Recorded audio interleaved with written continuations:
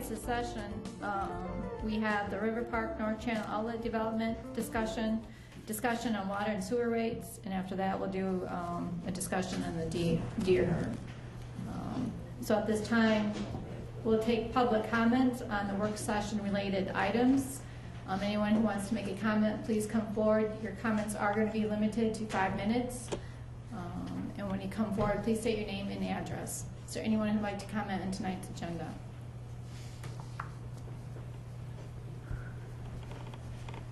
Okay. Seeing none, I guess we'll just move on. Sorry. Good evening. First, I'd like to thank council for readdressing the water rate deal. I think that's a great move. My only two comments is the fact that I think the water ready to serve charge for sprinkler systems is unfair and makes no sense. I'd like to see you remove that. Number two, before our water bill showed that we had a bond issue, and that's been taken off the water bills. I think for transparency reasons, that needs to be brought back on. If there's a bond, we should know it. Thank you. Is there anyone else? Yes, sir.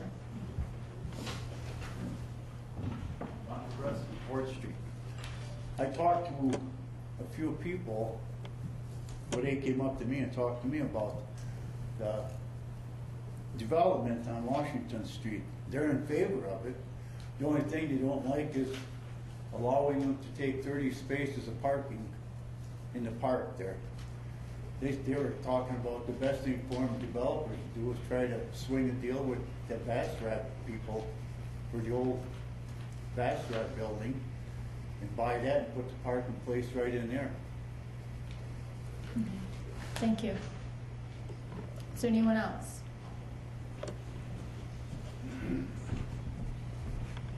Rachel Estabrook, 71 Oak Street. I just want to say that I support redevelopment and development in Manistee, especially in our downtown area. However, at this time, what the investors and the developers have proposed for the redevelopment on Washington Street, I don't think that there is enough to have any reaction to. They don't have, from my understanding, a marketing plan, a development plan, a full budget, a complete construction timeline.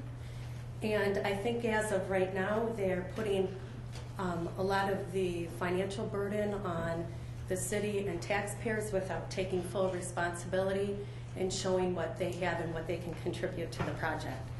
So again, I support it as long as marketing plan, full budget, and demand for what they're proposing to do is proposed to the city, the Manistee DDA, and the other organizations that they are looking for support from. Thank you. Thank you. Is there anyone else? Anyone else would like to make a comment on tonight's agenda?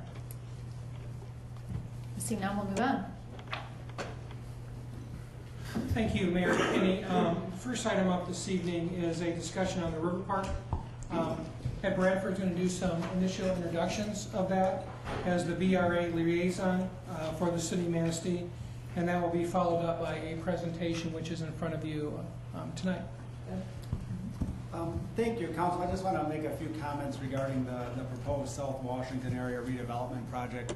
You may recall back in 2006, or actually 2005, Council approved a brownfield plan for, at that time, the River Park development project. And that project obviously got started and then stalled and was never completed, and that brownfield plan never had any capture or was implemented. But so this project has been out there for almost 9 years now, and it's been a blighted property for a good portion of that time. So this particular project, the developers have been working with the Brownfield Authority for a period of time, and on August 5th, the Brownfield Redevelopment Authority did approve the Brownfield plan. One thing to be clear, though, that's only the first domino in a long chain of events that would need to happen to make this project come to fruition. And the development team is going to go over some of that tonight as to the different steps and the different pieces that they have to pull together to make this project viable. So with that, I want to introduce the the representatives from the development team. We have John Gruthheis from Manistee Investment Partners LLC, and we have TF Taxiatas, who is working with the developers. And I just want to make one thing clear. T is also the city's brownfield consultant. But on this particular project, because of the conflict of interest with him being a representative of the development team, we actually hired a third party to take a look at the brownfield plan and work with the Brownfield Redevelopment Authority so it had an objective review. And I just want to be clear on that because on this particular project, T is working with the developers. So with that, I'll turn it over to the development team. Thank you, Ed. And first of all, thank you to the council for giving us a little time during your work session tonight. My name is John Gruthheis. I'm from Grand Haven. I was a banker for over 20 years and then found myself about 5 years ago in the commercial real estate world, primarily doing brokerage, but we do property management, as well as we acquired a number of properties during the economic downturn from banks, this being one of them. This is one of the more challenging properties that we acquired, if not the most challenging property, given the economy and given the state of the building and where the previous developer left the building. With that being said, though, we're very excited that we're at this point. A little bit of background, if I can get this to work. Just keep flicking. Right. Left click, okay. A little bit of background, we did acquire the property in 2010.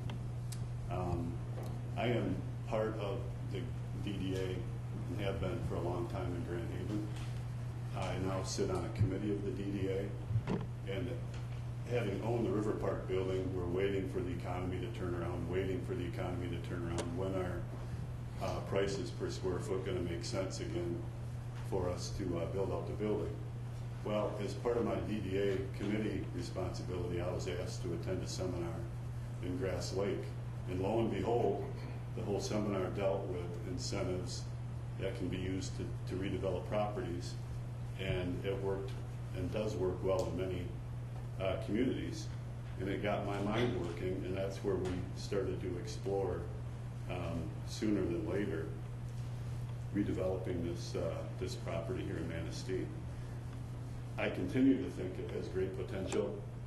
I think it can be a prominent building and one that we can all be proud of in Manistee, and I'm excited to go forward.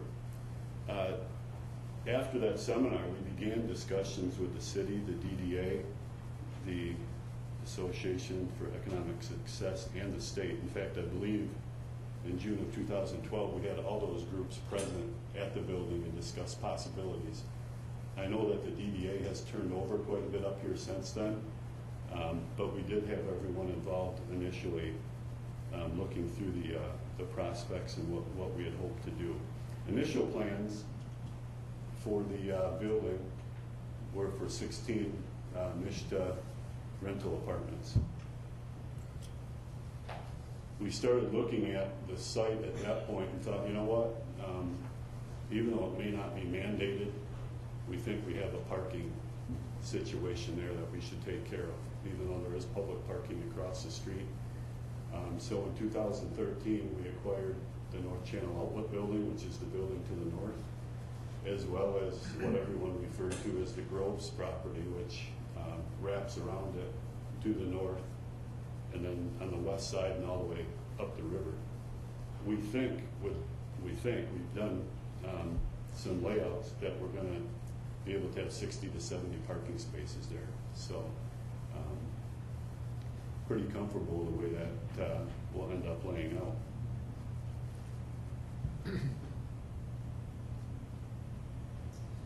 The environmental due diligence was done in early 2014. It was a lengthy process, but one that we did complete.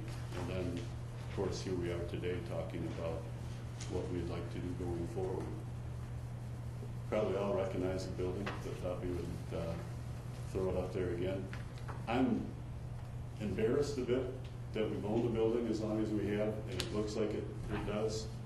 I'm first one that wants to finish this building and have it be a landmark building for Manistee. Our projections of a couple of years with the economy turning around just didn't come true in terms of what was happening, so we have owned it longer than what we had hoped for. There's the North Channel building. Everybody is familiar with that as well. I think most everyone probably knows, but if you can see the pointer in terms of where this sits, there's the River Park building, the North Channel building, and then the Groves property that I referred to earlier is this section that runs all the way along that. So we have spent probably more money than we should have for that piece of property, but we thought it was integral in terms of being able to shore up Short Street and to create the parking and some of the maneuverability that's going to be needed for future development there. I heard the comment earlier about not having enough information in place. I probably shouldn't address it, but I will. We do have construction budget in place. We've had 3 contractors look at the cost.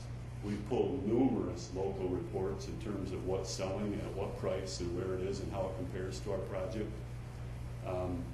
We've spent a lot of money on architectural work. We want to make sure that that's done right. And we've explored the parking issues. So budget is open for whoever needs to see it. We've got it done. It's something that he will need to submit to the state during this process. There is some flexibility in this process as we're talking to a couple commercial end users for the North Channel building. And depending on how much space they want, we have to design the building around them. So some of this needs to remain flexible. And it's not something we can put in paper and say, here's exactly how it's going to happen. There's got to be some flexibility with who may want to occupy that building. And I'm really excited about a couple of the prospects we're talking to, and we're slowly making progress with them.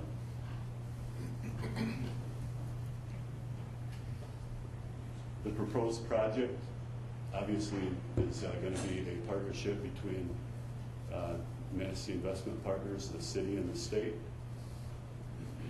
It's still to a point, the economy's still at a point where it can't proceed without the partnership. It just doesn't make sense from the risk standpoint to proceed without all the partners in place. It's a combination of private investment, with River Park being primarily residential development, and the North Channel Outlet building being a mixed-use development with commercial on the first floor with hopefully a large anchor user, some condos for sale, and then some affordable housing on the second floor. T will address in a moment in much more detail than I ever could in terms of the public infrastructure improvements and the benefits that we think that provides for the city. Just kind of interesting to look at the building before. I believe it was a furniture manufacturing building that's looking at the River Park building with the North Channel portion being to the north there. The things you may not know, that the River Park building is 22,000 square feet. And as I mentioned earlier, we're looking at market rate residential condominium space with some garages and open parking. You can see from these pictures the blight that has occurred there. We've had numerous broken windows that have occurred. There's some water from the roof leaking, which is creating some mold. Stairwells breaking down, animals getting in the building. And one of the things the previous contractor really didn't do well is the construction. You can see right there, it's just open. We spent a lot of money with an architect looking at what needs to be done just to get the thing back so we can finish it. There are thresholds that don't line up. There's openings between the brick and the red iron. A few more problems than what we first anticipated when we bought the building. The North Channel building is about the same size. And as I mentioned earlier, a combination of retail and commercial spaces is our plans for that building. Apartments with controlled rent. That's not low income. It's 80% of the area median income, which I've been told would cater to entry-level professionals and so forth. So it's the exact kind of thing we look for in Grand Haven, infilling some of the space on the second level in downtown Grand Haven. And the third floor would be market rate apartments. Carports and open parking surrounding both buildings. And then we hope to create some nice green space as well. We think we have the space to do that. If you haven't been in the building, the North Channel building has some issues, not the least of which is the structure.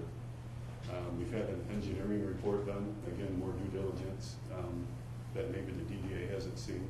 Wasn't cheap to get that done, but there's going to need to be some footing work done and some support work done, something we wanted to get comfortable with before we jumped into the fray.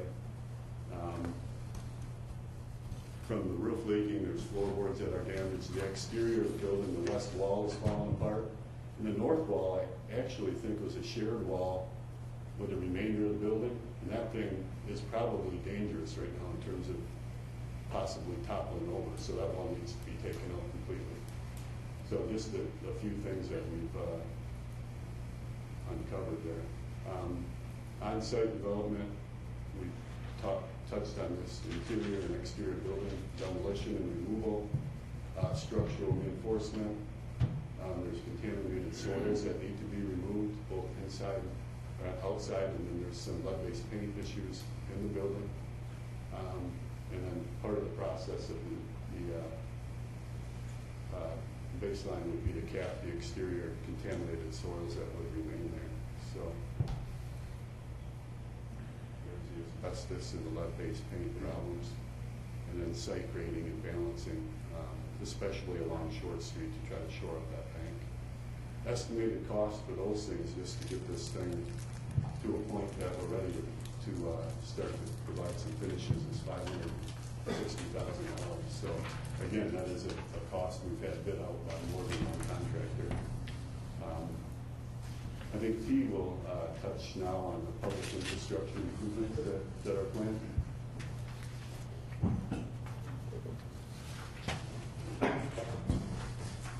Good evening. TF Taxiaris, I'm wearing a different hat tonight than I normally do. However, my wife has been saying that all these years you've been talking to people about doing development, put your money where your mouth is. And that's what I'm doing. We had a number of discussions over the years with the city about infrastructure improvements that need to be done in the vicinity of the River Park and the North Channel outlet buildings and properties. And when the plans for the redevelopment of the buildings came up, we looked at how we can utilize tax revenues, incremental tax revenues from the two properties to do some infrastructure improvements that are needed both around the property but also to support the increased flow and density that the redevelopment is going to bring. What's important here is to understand the eligibility for funding public infrastructure improvements through brownfield tax increment financing.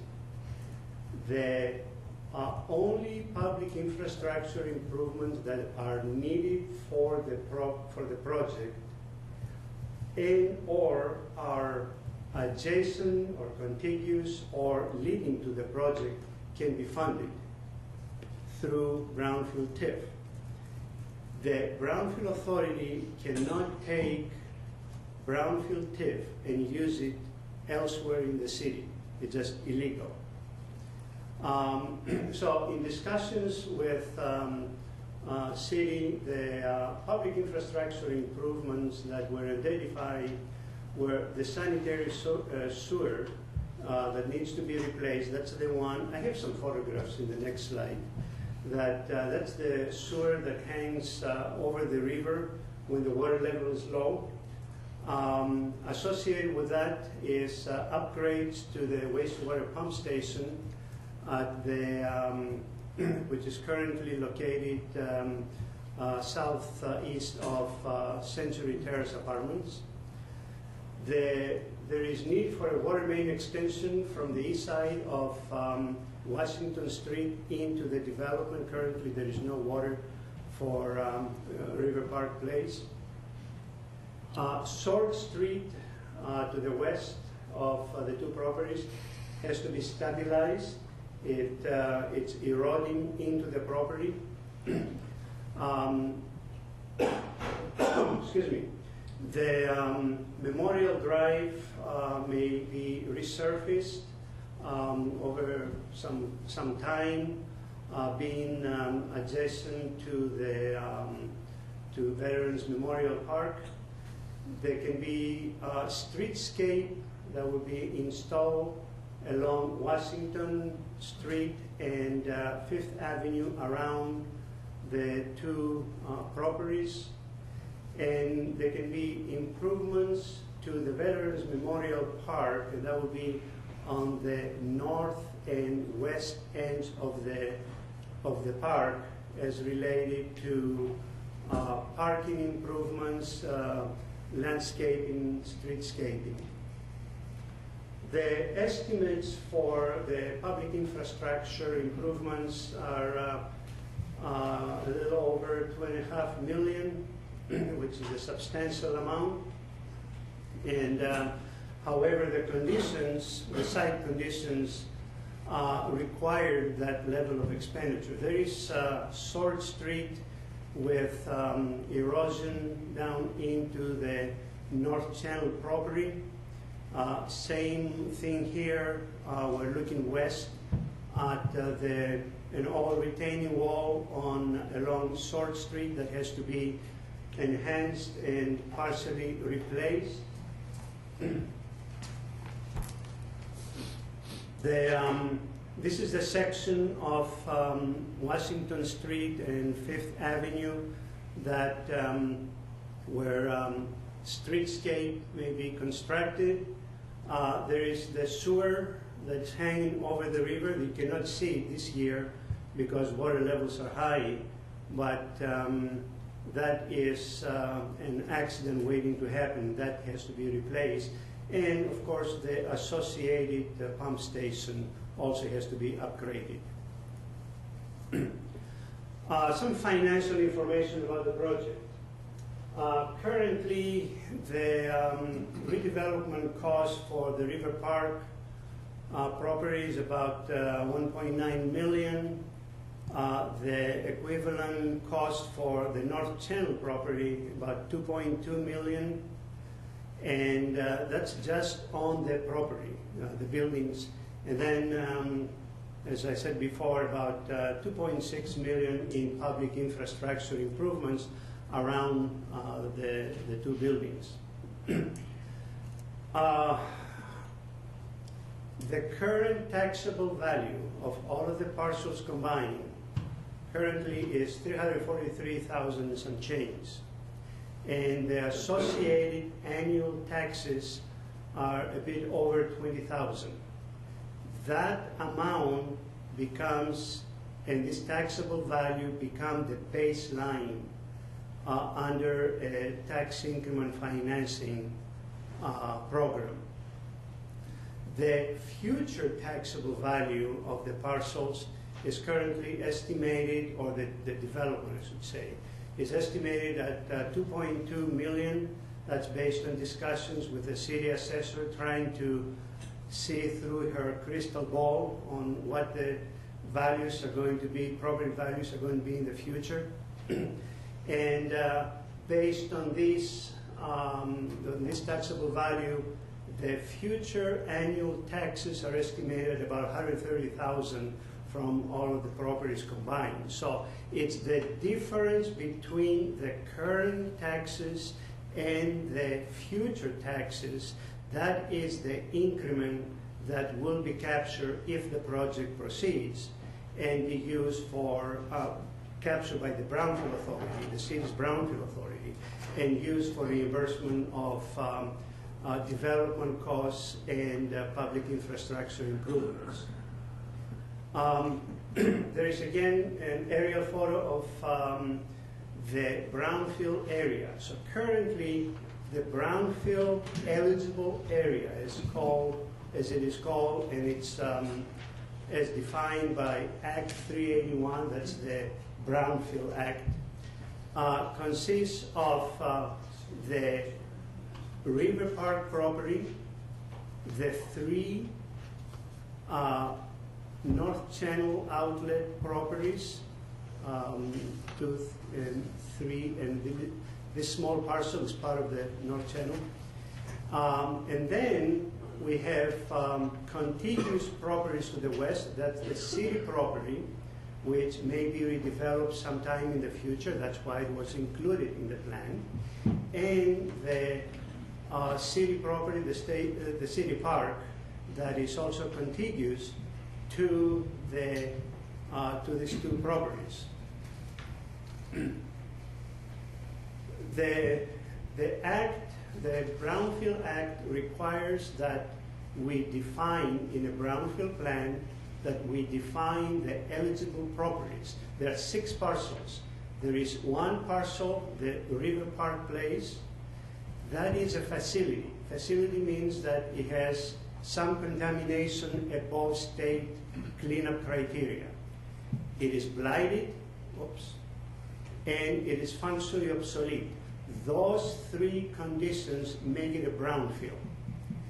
The North Channel properties, we have 3 parcels. And similarly, the 3 parcels are contaminated, therefore it's a facility. The building is blighted, it is functionally obsolete, and also it's a historical resource. About 1.5 years ago, the Brownfield Act changed to include historical resources in the definition of the brownfield. So the North Channel then qualifies as a brownfield for 4 different reasons.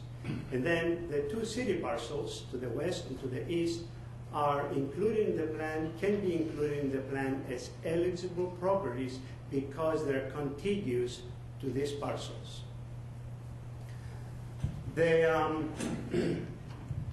From data or from cost estimates from the city, from the development team, we have identified which activities and expenses are eligible as for brownfield tax increment financing reimbursement.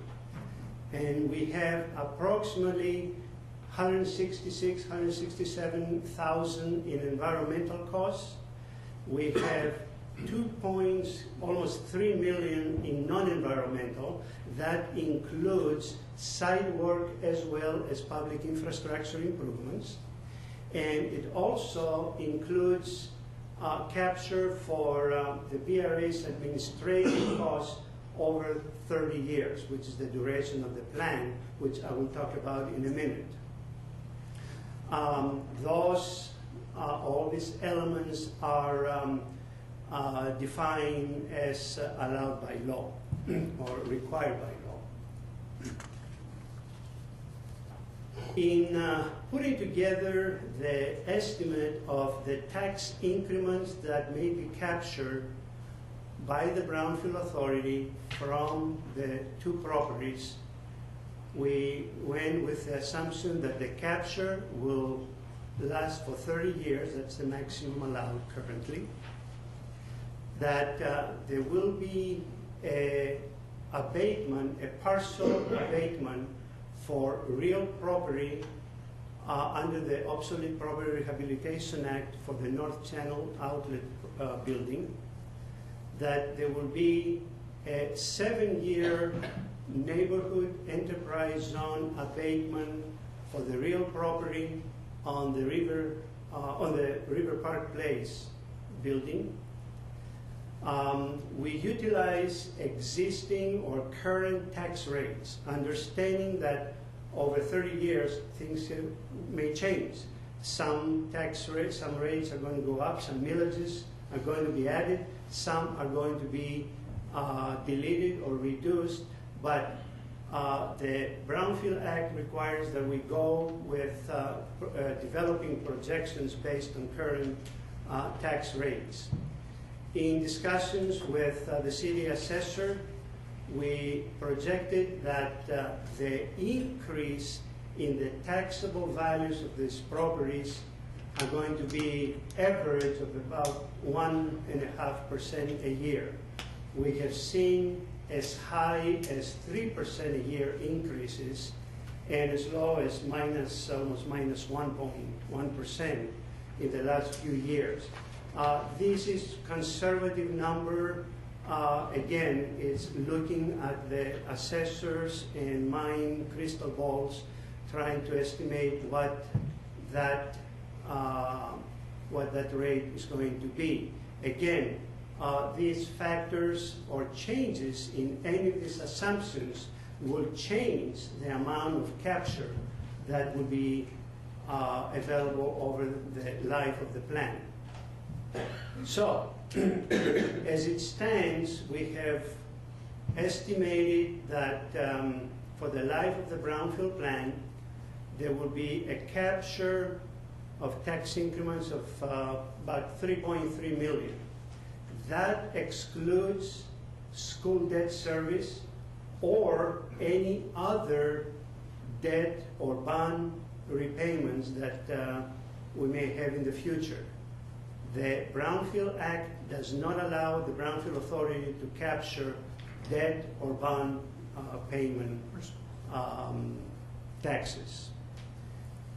I need to explain something here about the difference between the type of tax increment financing that the Brownfield Authority and the DDA may have. The Brownfield Authority may capture all local and state taxes, incremental taxes. The DDA may only capture local incremental taxes. So, when we look at the breakdown of the various millages, the state taxes, which is the school taxes, 18 mills and 6 mills, account for a little over 42% of all of the taxes. The city operating and related taxes are about 33%, and all of the other local, county and so on taxes are 24%, or a little over 24% of all of the capture. I should note here that the school or state taxes that are captured by the Brownfield Authority for reimbursement of eligible expenses, redevelopment expenses, are reimbursed by the state to the schools. So the local schools do not lose any tax. So this is the amount that is estimated with the project proceeding over 30 years, the capture. This is essentially, without the project, there will not be any tax increments to capture. For the project to proceed, we talked about the development of the private developers' investment. We'll talk about the city and the state. From the state, we're looking to apply for a blight elimination or 2 blight elimination grants for the River Park and North Channel buildings to deal with some of the blight items that have been identified. There will be an application for that.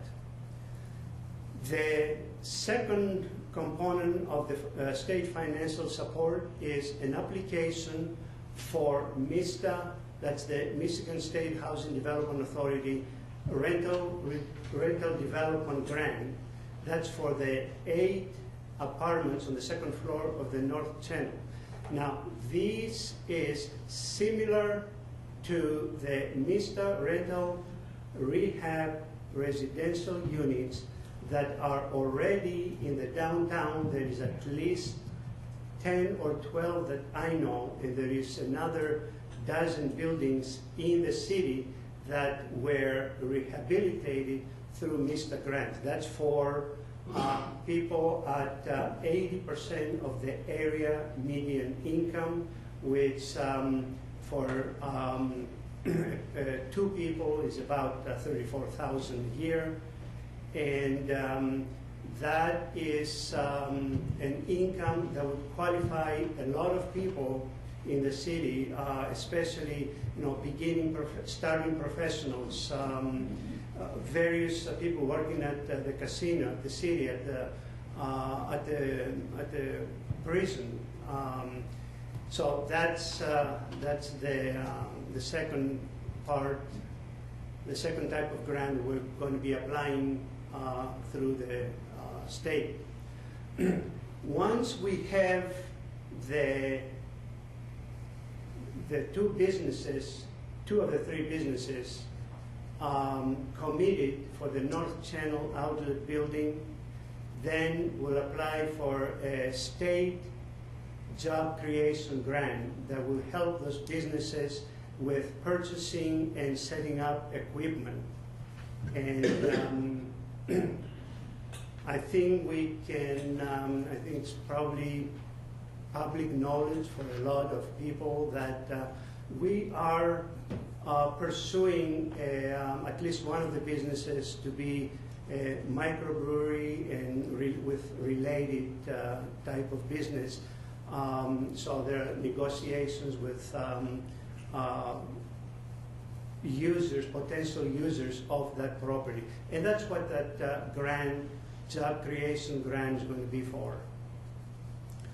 Also from the state, we will require, we'll need concurrence with partial abatements under the Obsolete Property Rehabilitation Act and with neighborhood enterprise zone. The city has to, the state has to concur to that. The actions that are needed by the city, the first is concurrence by the DDA to allow the Brownfield Authority to capture future tax increments, at least for the life of the DDA's TIF period. And depending on what happens to the DDA TIF, that may be for the entire 30 years or for a part of those 30 years. Council approval will be required for the final brownfield plan, including a public hearing that you have to have. They will need council support for applications to MEDC and to MISTA for the grants I just discussed. Council approval will be needed for the OPRA and NEC, Obsolete Property Rehabilitation Act and Neighborhood Enterprise Zone abatements. And of course, all of these will be subject to the terms of a development and reimbursement agreement between, that's going to be a three-party agreement, the Brownfield Authority, the city as the public developer because of the public infrastructure, and the LLC as the private developer of the two properties.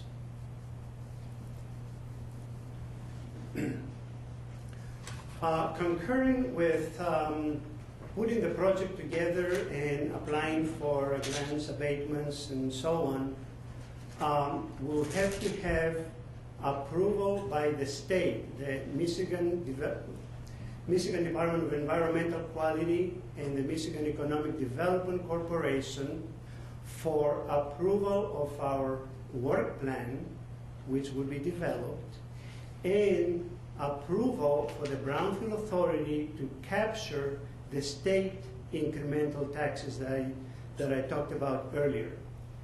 The North Channel Outlet building is historic building. Therefore, the renovations, at least in the outside, will require approval by the Historic District Commission. Needless to say, all the site plans for both properties will require City Planning Commission approvals. And we will also require SHPO, State Historic Preservation Office, and the Secretary of Interior approval for applying for historic rehabilitation tax credits that will be needed to make the financial pro forma of the project work. John, you want to close here? Sure. Now that I know how to click the right button. Okay, now you can go back.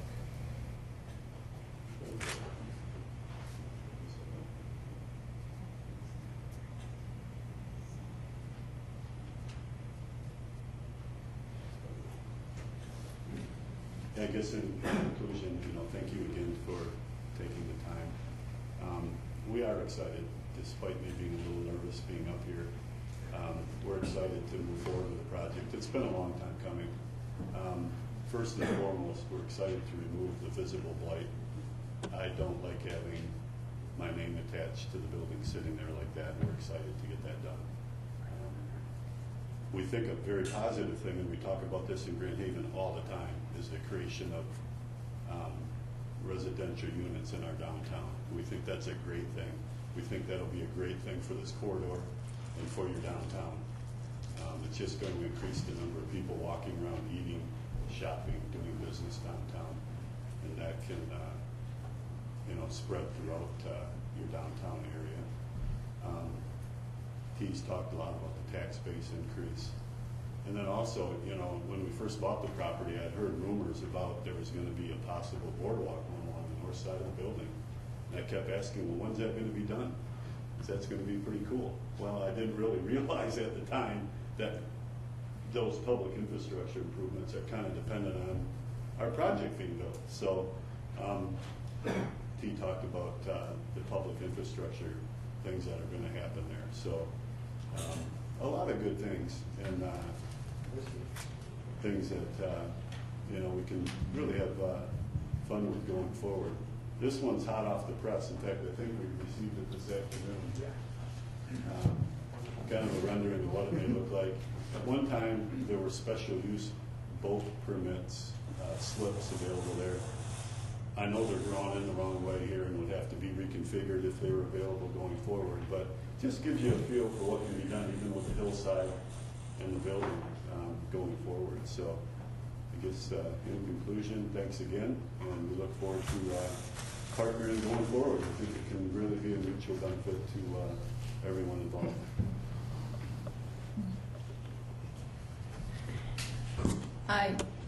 It's been a while since we've discussed brownfield, so I need a little bit of a training session again. I do understand the incremental You're tax. referring to me, I Yes. think. Mhm, yeah.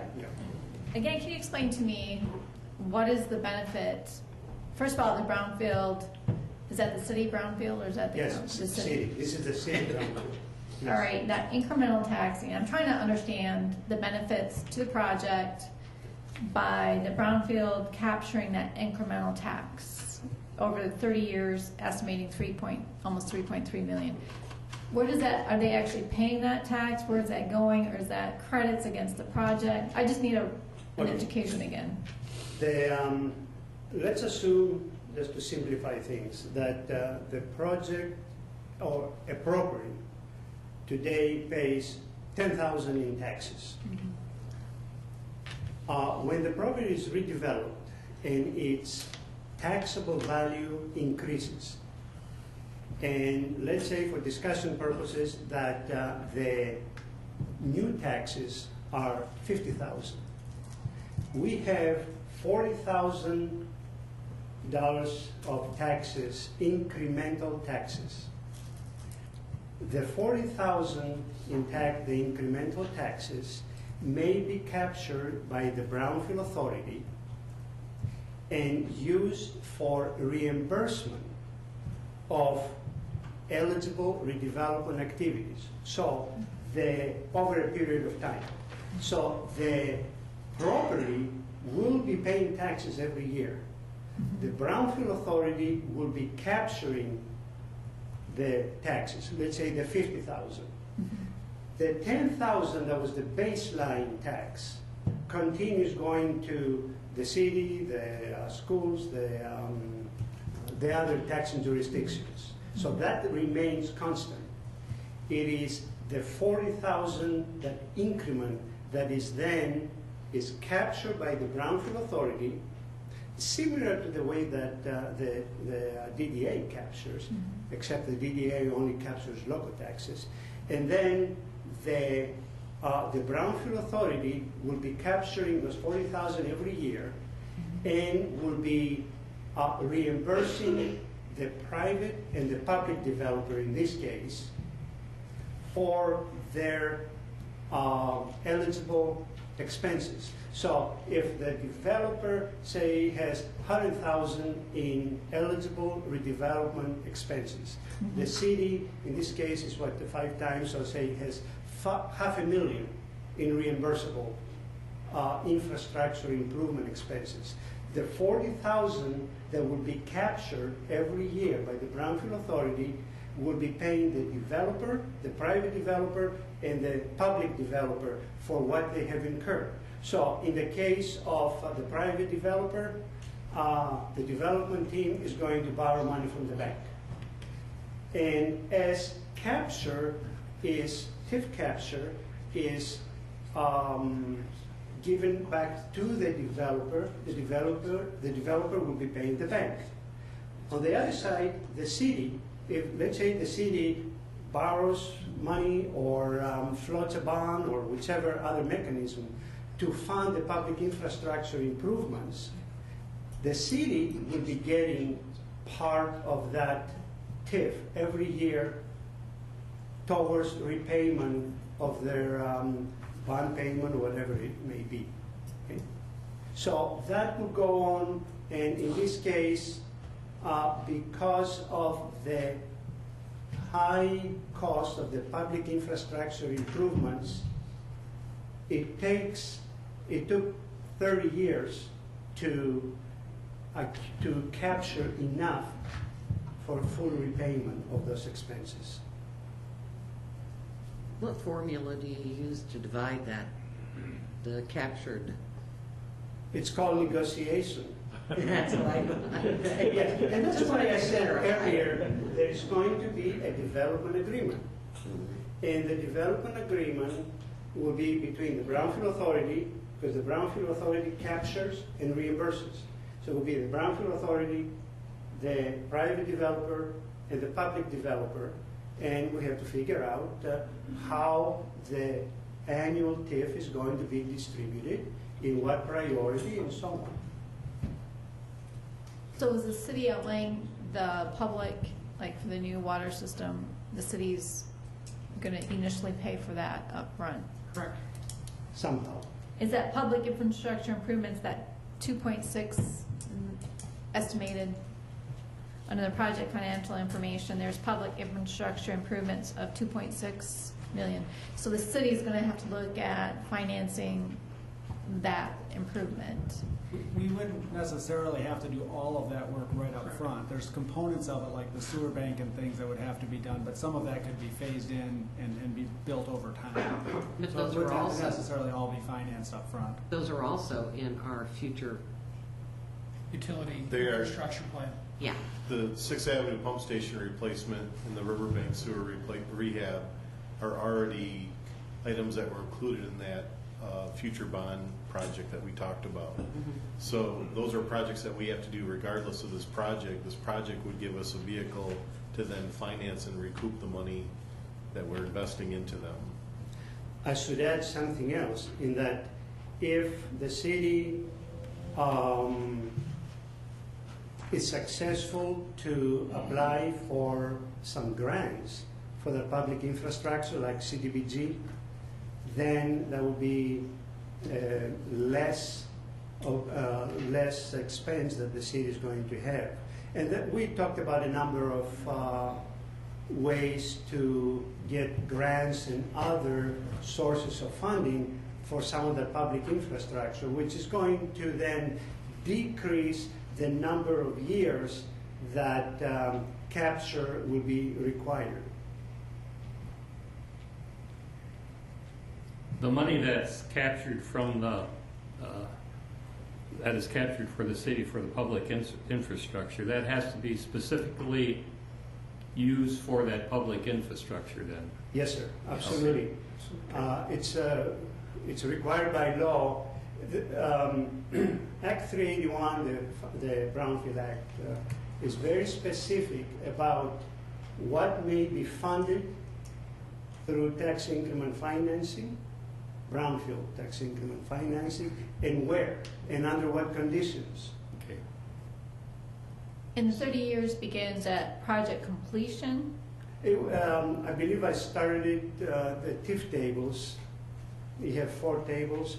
I started in 2015 or 2016. And maybe I need to explain why 4 tables. In the past, for simpler projects, it would be 1 table that would show how much is going to be captured every year from which millages and what would be the total and so on. For this project, we have actually 4 components, 4 tax components. River Park Place, as part of the proposed development, there is a request for an abatement under tax abatement, partial tax abatement, under the Neighborhood Enterprise Zone program.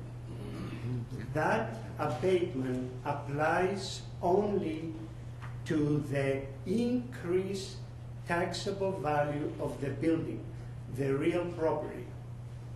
The real estate remains the same. The taxes on the real estate cannot be abated. So we had to do 2 tables to figure out how much TIF would be generated from the real estate portion of the building, of the River Park building, and from the real property portion part of the building. We did the same thing for the North Channel. We have 2 TIF tables. For the North Channel, there is a request for a 10-year tax abatement of the increases in the real property under the Obsolete Property Rehabilitation Act. And so again, the taxes on the real estate of the North Channel will continue to be captured. They cannot be abated. The real property taxes may be abated at your discretion, and that's the request. That's why 4 tables, and then we added all of those to come up with the summary numbers that we presented. Does the proposed tax, the Michigan State proposed property tax, play any impact onto this project? Yep.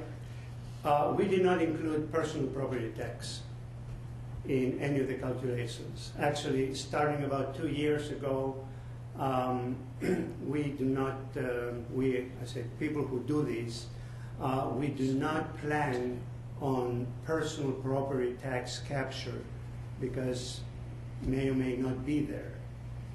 Most likely would not be there. So it's out of the question. If there is some capture, if there is some personal property tax, or if 10 years down the road, there is a new property tax, then that can be captured. And the Brownfield plan is written with enough flexibility so that if there are new property taxes, they may be captured. But for the purpose of this plan to be conservative, we did not include any capture of taxes that may or may not be available.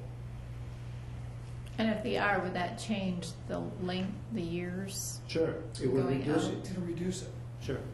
more revenue. A number of things will reduce the capture period. The value of the property, the taxable value of the property, may go up faster than 1.5% a year. That's more taxes, more capture, shorter period. We may have, I shouldn't say that, but if there are more millages, that's going to result in increased taxes, shorter capture period. And if there are new taxes, property taxes, that will have the same result. It will shorten the capture duration. And this falls within the DDA district. So say at the end of 30 years, the brownfield stops receiving the tax money, correct? That is correct. But now the city still, because it's in the DDA district, will we see any portion of that? Or does that strictly go to the DDA? The city still is capturing the amount that was there prior to the DDA district being formed. So there's a base value. That 20,000. But you're asking about the incremental value. The incremental values of the DDA is still capturing. So anything over the 20,000, the DDA, I mean, so that even after 30 years, the city is still only capturing the 20,000. Correct. And the remainder goes to the DDA. If there is a DDA after the 30 Right. years. Right. Or can be another authority. Your analogy is correct. Now, if I remember correctly, on the brownfield redevelopment, there's like time periods, like the beginning of the project. How does that work? I mean, once it starts construction or once it... The Act does not have any time limits for construction. However, the development and reimbursement agreement normally will have some requirements for how long it's going to take for the private development to be completed, how long it's going to take for the public development, the public infrastructure to be completed. The development and reimbursement agreement between the three parties can address a lot of these issues. And that will be discussed and agreed upon. You'll recall the development agreement we had with the Bluefish Kitchen for the Signature Building had a lot of those same provisions, which Mayor Kenny, you're discussing right now. Okay, and say, just for argument's sake, the city puts in all that money for the public infrastructure and the development gets built, but something happens and the developer can no longer work that property or sell the apartment units. Then what happens? I mean, that continues on. We would anybody. look to build protections for the city into the development agreement, whatever form those might take, because this is by far the biggest project. To put it in perspective, the original River Park, I think, had about $500,000 worth of estimated capture, which obviously didn't happen. So this is exceeding that by several multiples. So the development agreement is going to be, assuming all these other things fall into place to make this happen, is going to be a real key linchpin document to get right. This is the type of complex project that we see throughout the state. But it's complex. It has a lot of parts. When is the time frame? When do they want to get started on this project? Yesterday would be good, Okay. but realistically, as I had a slide earlier. Let me. I know there's a couple approvals they need yet from the historic and the... There are quite a few approvals, There's actually. multiple approvals.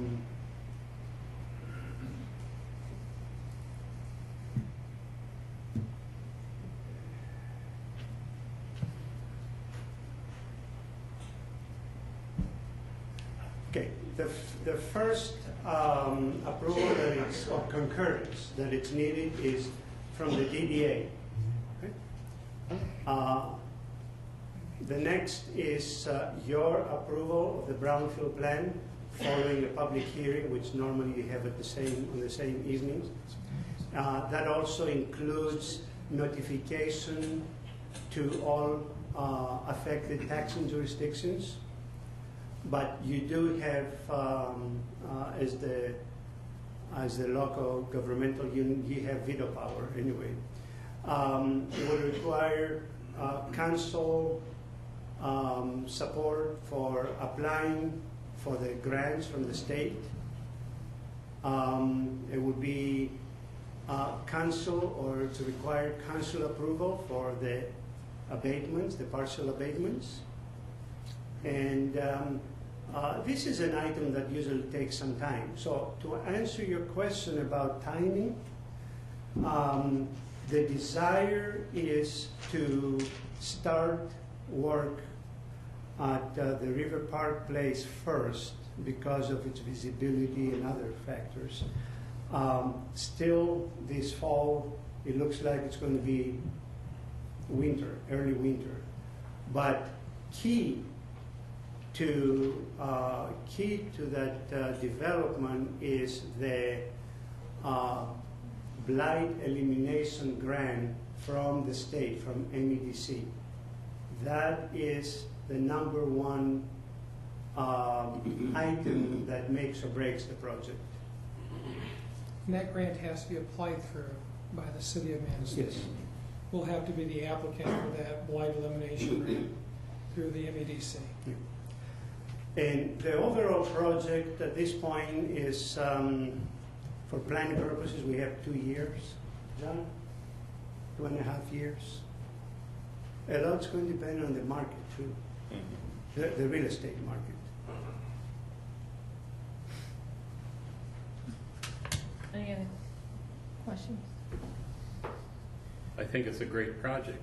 I think we, it's been sitting there for I don't know how many years, blight, and that's the number one complaint we get from from not only the citizens but from tourists about the way it looks, and I think it's time we do something with it. And I personally believe that it's going to have a positive catalytic effect on the area. Other people are going to be looking at this development, and they will be more inclined to also invest in the downtown. But we have to start somewhere. I think the DDA and Brownfield and the developers have done their due diligence, and I commend them for it. Well, included in tonight, we invited the DDA members to be here tonight to hear this presentation. So this presentation was really much larger than just for council. It was really an informative presentation for the Downtown Development Authority, the Historic District Commission, the BRA, Planning Commission. I believe I've got all of them. We're all invited to be here tonight. We have representatives of many of those boards here tonight with us, and we appreciate you taking the time to come out tonight to hear this presentation. T. Yes. Hey, I have a suggestion. It's called Bascule Brewing. Pardon? Bascule Brewing. Since it's right there at the foot of a Bascule Bridge. We'll let them know. Yeah. Actually, they were talking about what name they have for It would be unique. their operation. I think I saw that to you before. Yes. This is the former. This is where the River Park Place is. This is the empty lot between the two buildings. This is the two-story North Channel building. They demolished the third floor, and this is the current North Channel building. And these buildings here are gone. So we cannot bring back the operations that were there and the jobs that were there, but that's if we can revitalize that area, it would be great. Will the Good for North the Channel whole- building stay intact? Pardon? Will the North Channel building stay intact, or is it on the, would be the south end? Would that be taken down? Yes, no, that will remain. There was some discussion about that early on. And the reason there was a consideration to remove the two-story building was to provide access for trucks and delivery vehicles to the back of the property, of the building. Mhm. That's part of the reason that the LLC acquired the properties around it, so that now we can have access to the back of the building from Fifth Avenue, and in the process be able to preserve the two-story building. And also, that may be a rooftop garden or eating or entertaining area. Just one question on the design. I see they have boat docks and a little grassy area. Does that still leave enough room for freighters to get through for our industry? Yeah, I Yeah. gotta believe that those docks would not be permitted No. based upon I think what the initial plan was broadside mooring, rather than docks jutting out into the river channel. More broadside mooring would be the request of looking forward, because I don't think the Corps of Engineers would permit us to put those docks, because then we'd have them on both sides, and too narrow there for the freighter, the channels coming through. I should add that the DDA has been assisting this project, or the design of this project, by having a consultant that a couple of months ago did laser scanning of the existing buildings. So the consultant now is taking the raw data, and he's doing renderings of the buildings and the overall property, and eventually we're going to see renderings like these from all four directions. Well, he just sent us today this one, and it had these docks that I would have told him that we cannot have them there, but just wanting to illustrate what it can look like. The brewer or the microbrew, you probably can't let the cat out of the bag, but is that a state, local brewer or out of state that you're dealing with? Both local. Oh, okay. Local meaning Michigan. State. Okay. Yes. Thank you. Yeah. Is there any other questions or comments from council? Nope. Thank you very much for your time tonight, council, allowing that presentation. We are going to now move on to discussion on the water and sewer rates. We were asked to, I think we'll let some of these folks maybe migrate out if they would like. Water and sewer bills that have gone out. We were asked to continue these conversations tonight with City Council. We just want to make some brief comments based on our research over the last couple of days. Jim's going to start off that research, going to be followed up with Ed Bradford. We've been doing some research on our bond, with our bond council. We have accepted federal and state bonds which have considerable restrictions on what we can and what we can't do.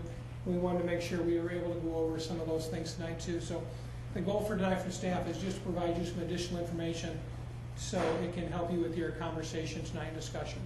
Jeff?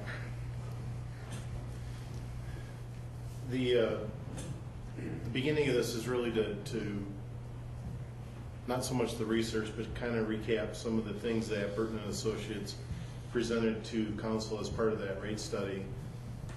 The water and sewer system for the city is a business, and the rates are determined, or the revenue that's determined is really equal to what we need to operate the system on a daily and an annual basis, but also to complete repairs and maintenance, and then capital projects as well.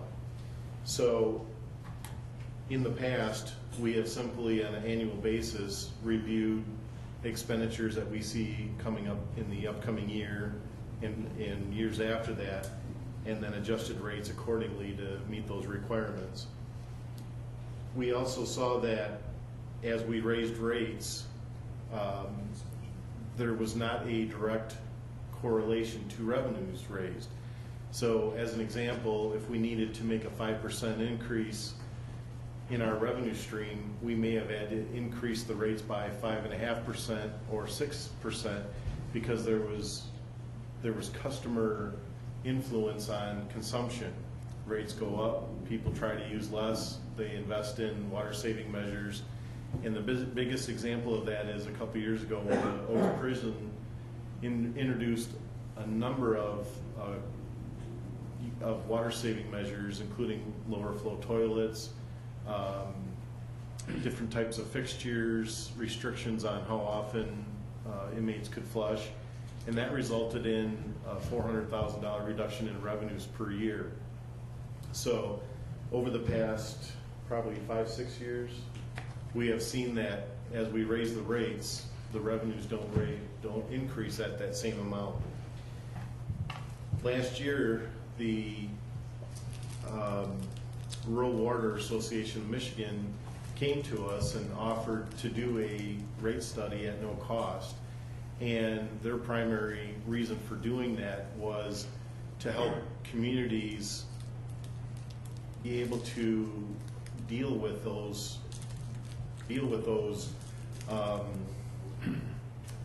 the customer influence on consumption. And what the industry has been doing nationwide is trying to cover their fixed costs with things like a base rate of pay or a readiness to serve charge. So because the city had more complexity in our system than just determining that one factor, we had negotiations going on with the townships. We had the influence with the Oaks, which is about 33% of our revenue stream. We decided to go with a consultant and get deeper into this process to make sure that we got it right. It's important to understand what the term readiness to serve really means. And if you think about during the winter months, we pump and treat about 600,000 to 700,000 gallons per day. During the summer months, we can easily pump between 1.5 million and 2 million gallons per day, and the treatment isn't normally that high because we have a lot of irrigation that happens. But during the summer months, we have lots of visitors to the community. We fill the hotels. We have summer residents that come to stay. We have just an influx of people, and then we also have a lot of lawns that get irrigated. So that system has to be designed for those peak usages. And we have 4 wells. We have 2 water tanks that store 1 million gallons between the 2 of them. And so the system is designed and is constructed and exists for that peak usage. That peak usage doesn't happen year-round. During the winter months, we use 1/3 of that consumption, but those facilities are still out there, they're still in place, they still have to be maintained, and the staff is still working to keep those going. So the calculation, according to the AWWA Manual M1, is to take the readiness to serve for all that extra capacity that the system has. So if you think of the winter months as kind of our baseline, that 700,000 is our base capacity, we have to create extra capacity within that system, and there are fixed costs associated with those. The bond debt that was on the system was $6.60 for a normal residential customer. What we have determined for the readiness to serve, that bond debt that used to be in place covered about 25% of those extra costs. What was implemented as the current rates that are in place are readiness to serve charges that cover 50% of the cost of the actual or the extra capacity into the system. So think of this as taking that bond debt and doubling it is what the charges currently work out to be. If you have a 5/8 meter, which is a typical residential meter in the city, and you have no consumption, so you are not, you are away for 3 months, you just use this as a summer home, the increase that you see to your bill on a monthly basis is $7.24 currently over it was last year. Because you take the two readiness to serve charges for water and sewer, add those together, and then subtract the $6.60 that was there as a bond debt, and the difference is about $7.24. When you have a lower user that uses about 1,000 gallons per month, the increase goes down to about $6.57 based on what the rates would have been in the previous year. Can you scroll to that? It's Compares $12. those. So then, as that consumption goes up, so that you get to the $2,000, the $4,000 a month, the $6,000 a month, you can see that the amount of change today versus what it was 3 months ago begins to go down. And so there's that 724 on the top. For 2,000 gallons, you're seeing a net increase of $5.88 per month. And for 4,000, it's $4.52 per month. So when we talk about the percentage of change, those are significant, but the real dollars are between $0 and $7 per month is what the impact is on the regular customer. If you have an irrigation meter and you're being charged the new $3.57 per month for the readiness to serve, and let's say that you do not water 7 months out of the year, so you've got 5 months during the summer that you're watering, the extra readiness to serve in the off season, so it's $3.57 times 7 is $24.99. It costs you about $25 in the off season to be charged for that meter. And the reason that AWWA applies the readiness to serve to those is because the system that allows you to be able to water your lawn and your gardens is still in place even when you're not using that consumption. We are still maintaining that, we are still operating that.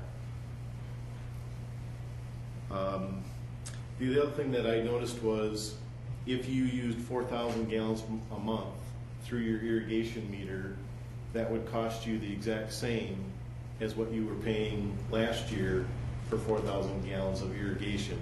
Because though we've added the readiness to serve, the rates have gone down by 85 cents per 1,000 It gallons. used to be $3.37, and now it's on water, it's $2.52. So what we've done is created a baseline of revenue stream through the readiness to serve, and then we've done a reduction in the water rates, a small increase of, I think it was 17 cents per 1,000 gallons on the sewer side, but really created a new structure from which to build from. Now, the consultant in the industry is saying that we should get to a point where we are capturing and charging 100% of those extra peak costs, the extra capacity costs, with our readiness to serve. We equated it that we were already getting 25% of that through that bond debt charge, and so we selected to not go 100% in this first year, but to go to 50% and then incrementally increase that over time.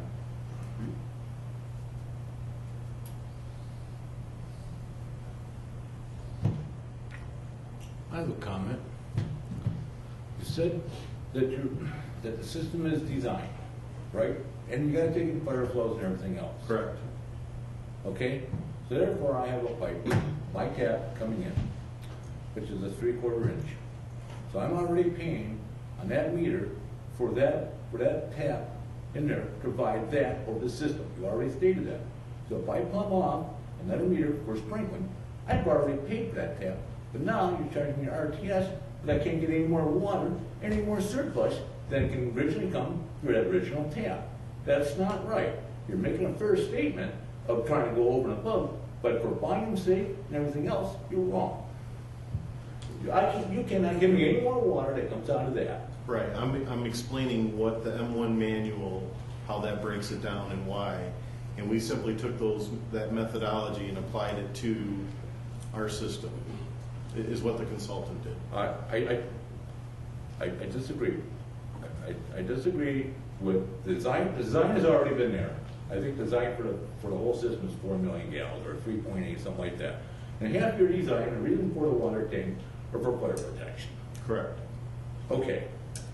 Still got to come back to the same old argument. You'll work this. I've already paid for that RTS for my taxation on this system. Period. And if I took out my meter and just sprinkled it for what I used, I get the same bill. I mean, it's the same thing. I still got the same amount of water coming through the meter. You're in the business to sell water. And the purpose of the sprinkling meter was to provide a means for people to water the lawns and for us to sell water. I was in on that. I created that. And so that's why we got the meter coming off the top. Well, it was also. So therefore, you cannot give me any more. I did not tax the system anymore what I've already paid for, what I've already had put an RTS to. Just to limit. It was to avoid the sewage. It was to avoid the sewage. The reason for the sewer meter is so residents who chose to sprinkle were not getting hit with the sewage component of the utility bill. Correct. That was the main purpose. Yeah, but it ain't this now. You cannot deliver me I anymore. don't understand completely, but I mean, that was the primary purpose of the sprinkler meter, was to avoid that cost because it wasn't going into our sanitary sewer system. Yeah, that all happened over a water line that broke underneath the park. That's how it all got generated. So if I understand, your concern is. My comment is I've already paid my RTS on my sewer line, on my water line coming into my house. Therefore, all I did is just heat off to avoid the sewer because it's going onto the line. So if I have not further taxed the system as stated. So what I'm asking is, so your concern is the RTS on the sprinkling component of the utility rate? Yes. Okay. I just want to make sure I understood that clearly. The RTS, at least during the summer months, I have no problem paying for it. But when it's not being used, yes. The Help me understand, the why would sprinkling meter is not more than a luxury item for us to go ahead and make a green garden and that. I'm not sure why I'm not sure why there should be a difference in the summer months and the winter months based upon. Well, you don't use it. Do you use it? No. But the issue is. I didn't know for their taxation on the system. I understand that, but I'm saying based upon your previous comments, the volume is the same. And Yeah, you coming can't through get here, it I've all. already paid for that volume. It's how I distribute that volume of water. I understand. I need to understand the fact that, I understand why you separated it because it's not going to the sewer. Right. So if we took that away and said, okay, we're gonna just use the 1 meter, then you'd be paying for sewage that you're actually sprinkling on your water and you. Your lawn. On your lawn. That wouldn't be going into the system, but you'd be paying for that. Correct. That side. Yep. So the separation was to not have you pay for It's additional. about 65 to 70% of the cost out of watering your lawn. Correct. Right. Right. So, I mean, and again, what I understood when we developed those discussions, that's why we wanted to separate it to save the Correct. cost, not to additional burden on the residents. And I can see that there's some concern there, but I'm not sure which way makes the most sense. I understand both sides, but if you're sprinkling it on your lawn, you are not putting any further into the system, as Mr. Cody said. So what's the right solution? I think the idea, the intent when we set that up to begin with was to eliminate the burden of the additional flow for processing. Well, and also to not have the taxpayers, property owners, paying for something that wasn't going into the sewage system. Right, that's what I mean. So, That was the original intent, was to set it up that way. It was to assist them in lowering their utility rate. Because Jeff, you just said, what, 60% of that is going into? Yeah, 2/3 of your, if you buy 1,000 gallons of water and pay for the water and sewer on that, 65-70% of that cost goes to the sewer side. Sewer side. But if you separate it, then you're not seeing any of that going to the sewer side. It's Correct. only water consumption. Correct. Right. I had also spoken with you guys, this has nothing to do with the Ready to Serve. I've spoken with staff this week about senior discounts on water because I checked with the state and they do not regulate water rates, local water rates. So I wondered if, you know, there was a possibility of senior discounts such as Consumer Power gives. If you call and request a senior discount, you can receive that on your rates. And Based on income, but yes. yeah, and DTE also does the same. So We did research that. We contacted our bond counsel. Yeah, I can speak to that a little bit. Let's talk a little bit about consumers and DTE, just going back to the ready to serve charge, and I'll use my house as an example. I have a separate meter on my pole barn. When I first put that meter in, I had a fixed monthly charge. I didn't even have my barn wired. I was paying, I don't know, $5 a month. I think I'm paying like $20 a month now. I've been in my house for about 15 years. It's the exact same concept as the rate consultant recommended with the ready to serve charge.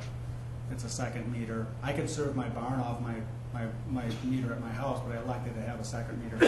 So I'm just saying this concept of ready to serve is across all utilities, and there's also a study, a survey of communities across northern Michigan that's done by Gosley and Zubak every 2 years, and many, many communities across the state of northern Michigan have some form of ready to serve charge.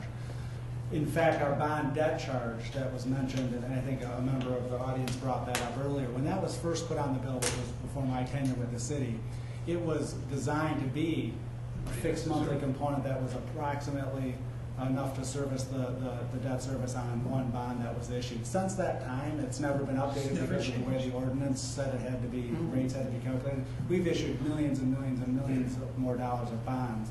So that term bond debt on the water bill is very misleading. It was more of a product of the ordinance because that charge in no way, shape, or form covers our debt service. Your ready to serve charge, if you wanted to make that a new bond debt charge that covered our debt service, would be far in excess of what the rate consultant recommended. So that's just an aside. Getting back to Mayor Pro Tem Zaring's comments about can we do a senior rate or a sliding rate on income or on volume, the short answer is no. The reason is because we've taken federal money in the past. And the federal government, when you take federal money, has strings attached. And we've also accessed the state revolving loan funds multiple times to get low interest loans. Those are partially funded by federal dollars. As a result of that, when you get federal grants, the state has to determine that we're in compliance with the terms and conditions of the federal grants that are received. And we actually have to submit to the state what's called a user charge system that the state has to sign off on. A couple of the key issues with a user charge system is that the charges have to be uniform and they have to be proportional. And what uniformity means is that everybody has to pay the same commodity charge based on use, and proportional means that everyone must pay the same rate of serve charge based on your proportional right to use the system. So if we do try to implement some kind of a sliding scale, we will more than likely than not, and probably 100% assuredly, foreclose our ability to access any low interest loans through the state revolving loan fund program. So it's kind of a situation. That's one of the reasons that the rate consultant really didn't bring that up. I seem to recall us discussing that early on. Also, when we had our last SRF project back in 2000, not our last one, the two SRF projects go back in 2006 with the wastewater treatment plant, this was an issue that we had to address when we were doing our user charge system. So I don't think we want to foreclose the ability to get those low interest loans if we need them in the future.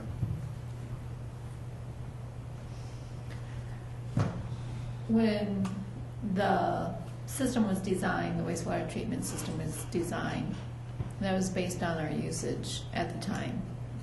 Our proposed what we thought we would use as a city. Yeah. Hence, that's how we came up with the water rates. All the utilities are based on a peaking factor. So that would include people who are watering their lawns during the summer. So we built a system and incurred debt based on those projections. Correct. So I do understand why there is that fee that needs to be covered, Oh, I because that understand. was part of it. And I think, we received an email today, and I can kind of see their point. If we're not going to charge people who don't water their lawns during the winter, then why are we charging people who don't use the system in the winter? And that's a fair point. think we're gonna stop charging them those fees just because they're not here to use their, No, because the system is ready, willing, and able to provide that utility to them as soon as they come back into their home. Ready to serve. For example, I had Mr. Bradford look into my water bill, and I noticed it doubled. It went way over doubled, and it was because. We did, it may have been after I wrote this, or I may not have Okay. changed Well, that. we received it in its last year, call it the adjustment year. We are fundamentally changing the process of how we are billing and paying for our utilities into the future. That's what occurred this year. and I understand, and I don't disagree with it. My concern is, I think we do have some citizens out there who are living in fixed income and are barely squeaking by. And how do we, Is there, What's their needs? it is a huge jump in 1 year. Is there something that can, Well, the things that we talked about internally are, is we can look at the percent of the ready-to-serve fee. The consultant had it twice as high as what we had recommended, and council ultimately agreed to. That could be backed off. That could be backed off. I think if we were going to back that off slightly, we'd want to make a commitment that even though you back it off, that over the next several years, we work really hard to incrementally get where we need to go. Yeah, I would look at the goal of the readiness to serve. The goal is 100% of the 100%. appropriate costs. The bond debt that we had previously covered about 25% of that. We just changed it so that now the bond debt is covering 50% of those costs. But if you feel it's prudent to back that down to 30% or 40% or somewhere in between, to reduce that this year and then, increase it back up to, or we put a schedule together that gets us to over time to get us to that 100%. And then as you reduce that, then the rates will have to go up to reflect that as well. no, and I understand that, and I'm To maintain the revenue. not really, but Back there's to absolutely continue. nothing that we can do, much like we do with our property tax, when they can file a property tax exemption. There's nothing that we can do for I don't believe citizens. that there are any ability for us to file a poverty exemption for this. We No, could- but based on like levels of income, would we be allowed to any kind of break? I think we But would be- because we're tied in with the federal, I think the answer to that is no. I think However, unfortunately the answer is no. we have many people that get assistance on their water bill through many of the human service agencies. So if people truly are having problem paying their water bill, there is assistance out there. And I would start probably with getting hold of 211 and trying to find out where those types of assistance are. Because we have many people that do that if they're having problems, whether it's the short term or long term. Does adding users to the system affect that, or will increase the revenues that could also offset some of that? Say the expansion out in Filer Township and Manistee Township. I think there's a short-term and long-term answer to that. In the short term, the structure that we've put in play really covers us for the upcoming 5 years. Then, as we revise all of these numbers and update the spreadsheets that built this rate study, then it takes into account bonds that have dropped off, new bond issues that have come on, differences in our customer base, or large users. If we have a brewery that's consuming a lot of water, that has some impacts positively, possibly negatively. So on a 5-year basis, we should be updating these spreadsheets and then adjusting the rates accordingly. Sure. But it's a fixed cost business. Right. The more customers we have, the more revenue we're gonna generate. Quite frankly, It's all good. this brownfield project that was just talked about, that's a way to just in the water and sewer side, there's $1.5 million of improvements there that We can reduce. currently we're gonna have to fund with rate increases. That's what these rate increases are doing, is funding those future projects. Whereas if you can Fund capture future taxes and put that money back into the system, those hold the rates down over time.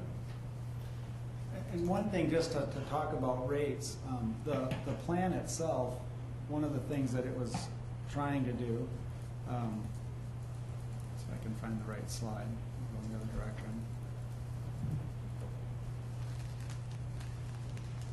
was it basically identified a need to raise revenue this year by 8.5%. And revenue is based on the rates and charge structure that you have in place. So it not only changed the structure somewhat, but it raised 8.5% revenue in the confines of that new structure.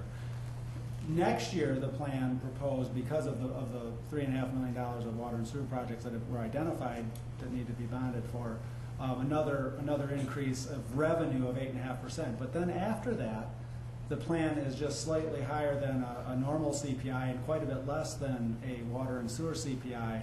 And in theory, if all the assumptions in the plan work out, there shouldn't need to be additional large rate increases, because eventually some of that bond debt starts to drop off, and we begin to be able to self-fund those projects and not have to issue debt and spend a bunch of money on interest. So in essence, getting out a number of years, we start to fund our depreciation fully after a while. And that's a good thing for a system, because it doesn't require you to have to go back to the capital markets or the state revolving loan fund to fund projects. So now it puts the system on a very sustainable path and allows for a much better type of replacement for aging water mains and that sort of thing. And are those revenues that are starting to generate and accumulate solely for water and sewer and can't be tapped into for other projects or anything else, right? Enterprise funds. Water and sewer utilities only. That's common. When we looked at what funds we would need going forward, for our system, did that include what we're looking at for the brownfield redevelopment? Yes. And Yes. so if that project were to go through, could we adjust some of these rates down? Yes. That's 27.5%. But if you look at 5 years. What you would do is, because now you have a new revenue, if you capture the taxes, now you have a revenue stream coming back into the system. So the rates would be adjusted to offset that revenue stream that's coming back from the captured taxes. I think this chart's really, really, really important, and Councilmember Goodspeed's correct. It's 27.5%. More than that, Plus the 5%. because it's compounded. It's 8%, But- 8%, 8%. This chart is really important when you look at what the national averages are of what most communities should be investing into their utility systems. It's telling. There are the numbers that we need to be investing. We have been raising our rates at a lower rate than what the cost of the industry is going up as an average. Basically since 2003, roughly. Yep. We diverged in 2003. Well- That doesn't mean it's not a high rate. No. I'm not trying to say 27% over the next 5 years, 6 years is not a significant increase. It is. But we're required to fund the depreciation and make the improvements necessary to provide safe utilities to the citizens of Manistee. That's the bottom line. Next- This isn't a for-profit. This is to fund future projects and to cover the existing costs of infrastructural needs we have moving forward. It's that simple. Yeah, next Tuesday, Avon-Marsh will be doing a presentation on the water general plan that'll show you the capacity of the system, how we meet the required maximum day and the peaking factors. It'll show you where there's deficiencies in the system, where we have low pressure areas, where we have issues with fighting fires, and where capital improvements are needed. And so that information, along with the sanitary sewer evaluation plan that's been completed, all of those upgrading capital improvement projects were used in this study to forecast projects coming up in the future.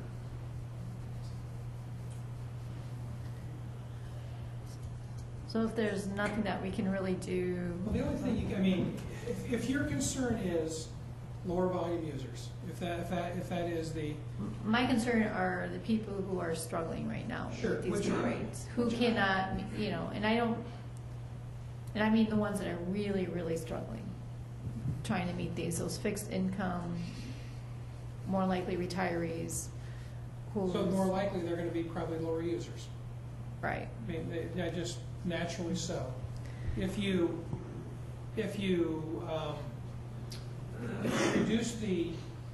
reduce the rate to serve, ready to serve, if you reduce that, and then even if you adjusted the water and sewer, the water component of that, they would still feel a lower impact upon their bills.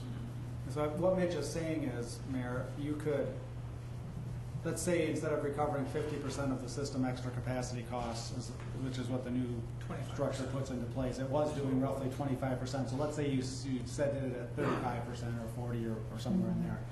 On this chart here, what it would do is it would reduce the amount that the lower volume users, this 724, 580, 452, it would reduce the amount of that increase, and it would put that more on the higher volume users, but you would raise the volume rate. So instead of having it go down from 337 to 252, maybe you would go up to 275 or whatever. And I had a conversation with the rate consultant if council wanted to look at that. Let's pick a number, and he can come up with what the new numbers are pretty quickly in terms of the new volume rates. But that would positively impact the low volume users. There would be some positive changes to their billing for the low volume users. And push the cost elsewhere. Correct.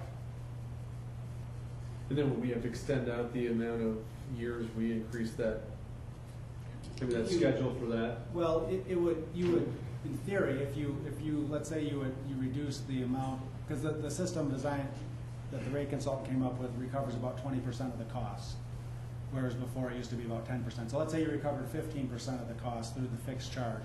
You would need to increase the commodity charges by an amount that would raise the same amount of revenue. So the system was designed, or the rate structure was designed to have an 8.5% revenue increase this year. You would just adjust those other ones accordingly to still, in theory, get that same 8.5%. Which means you would probably have to raise them higher than the 8.5. Slightly, because again, people are a little bit price sensitive. It's a price elastic type of commodity. At some point, you can't reduce your consumption anymore, but there is a little bit of a human nature to try to save that by using less. I think we've gotten close to the bottom of that curve, quite frankly, but I think there's still some room that people could do that. Then, if council chose to do it in future years, you would still need, if you followed the rate consultant's plan, which is kind of going to need to be followed if we issue a bond, which we haven't talked about, how that would play out, but you would need, the plans that it would need to raise revenues by 8.5% in the next year, and again, you could phase in the ready-to-serve charge to move it up more towards what they recommended and do that over a multi-year period, but the level of revenues generated by all combination of charges would pretty much need to track with what the projections were, or you'd have to scale back on some of the things that you're doing. And almost all, the bulk of those projects are all mandatory or super critical. Painting the water tank, fixing the riverbank sewer, the lift station, and the retention basin. That's the bulk of those costs anyway, so those aren't really avoidable. So there are some things, so the short answer, you could change the structure to raise the same amount of revenue but have a lesser impact on the low volume and ostensibly senior or disadvantaged. But that would only be for 1 year, basically. And then it will be seeing an increase again next year. And we're not going to be able to cut it back, correct? Because we want to maintain our 8.5% increase. If you're going to pay for a $3.5 to $4 million bond, you need to raise the revenue to pay for that. Correct. And if you're going to then continue to maintain the system and do replacements on an ongoing basis, you need to, after the first 2 years that are built into this plan, have some slightly higher than a regular CPI inflation. So that's what I'm saying. So if we would decrease that this year, it really would be wiped out next year because we would have to keep on that track to help finance the bond. You've got to make sure you have enough revenue to do that. Yes. So, and all of a sudden, people aren't going to have more money next year, I'm sure. The plan that has been established really has us investing $1.2 million a year into our system. To offset our depreciation. To offset our depreciation. Yeah, well, going back on the percentage of increase, let's just use the 27% that it went up over the, was it 4 years? Five years? 5 years. Okay, I think maybe part of the argument is you would probably reach that with a lower percentage. Because out at the end, I don't see it up there, you got 3.5 and 3.5 and 3.5 in the last 3 years. On the first 2 years, you got 8.5 and 8.5. If you just, in order to get to your goal for 19, why couldn't you just reduce that down to, like, let's say 6?